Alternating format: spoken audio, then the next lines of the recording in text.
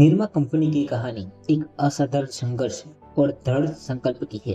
ये कहानी एक ऐसे व्यक्ति की है जिसने न केवल अपने सपनों को साकार किया, बल्कि भारतीय बाजार में एक क्रांति लाकर लाखों लोगों की जिंदगी बदल के रख दी। निरमा की शुरुआत एक साधारण घरेलू उद्योग से हुई थी, लेकिन उसकी पहुंच और प्रभाव वैश्विक है। ये कहानी केवल एक कंपनी की नहीं, बल्कि भारतीय उद्योग जगत में हुए बदलाव और ग्राहकों की मानसिकता की है। निरमा की स्थापना 1969 में गुजरात में एक साधारण व्यक्ति करसनभाई पटेल ने की थी। करसनभाई एक किसान परिवार से ताल्लुक रखते थे और अपने जीवन के शुरुआती दौर में उन्होंने केमिस्ट्री में डिग्री हासिल की थी।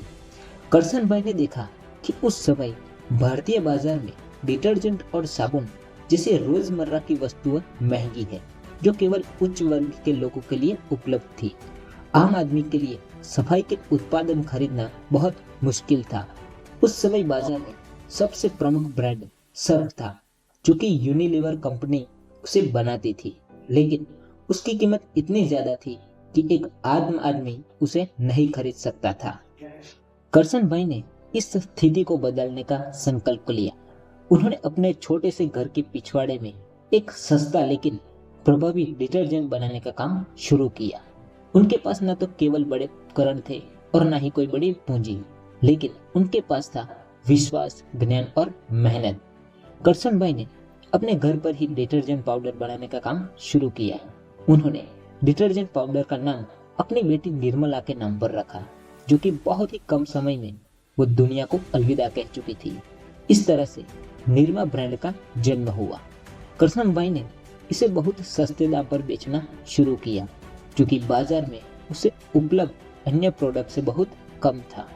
करसन भाई सुबह अपने काम पर जाते और शाम को अपने साइकिल पर घर घर जाकर डिटर्जेंट बेचते थे।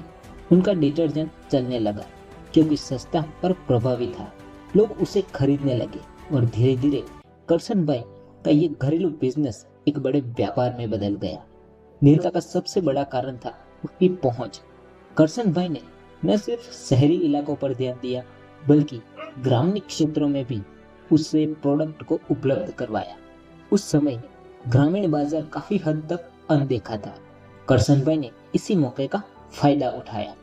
निरमा का डिटर निरमा का डिटर्जेंट पाउडर 3 रुपए प्रति किलो के दर से बेचा जा रहा था, जब उसी समय सर्फ की कीमत लगभग 13 रुपए प्रति किलो थी। ये अंतर बहुत बड़ा था और निरमा ने इस कीमत का अंतर का फायदा उठाकर बाजार में अपनी धाक जमाई।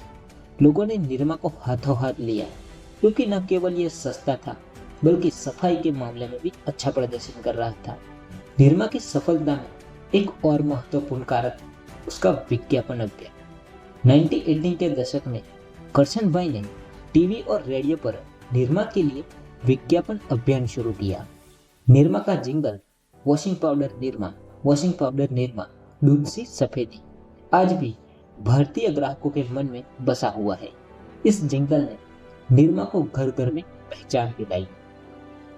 निरमा के विज्ञापनों में आम लोगों को दिखाया जाता था, जो उसे अपनी रोजमर्रा की जिंदगी में इस्तेमाल कर रहे थे। इससे ग्राहकों को ये भावना पैदा हुई कि निरमा वास्तव में उनके लिए बना है।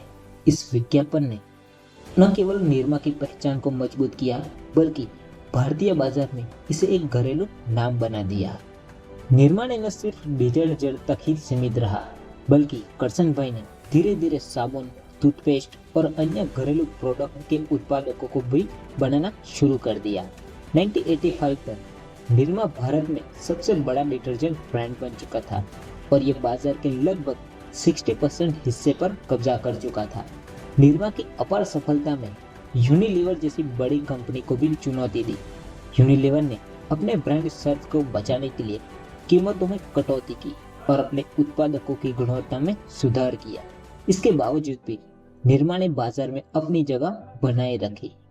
करसन भाई ने 1994 में Nirma education and research foundation की स्थापना की, जिसका उद्देश्य था कि उच्च गुणवत्ता की शिक्षा प्रदान करना था।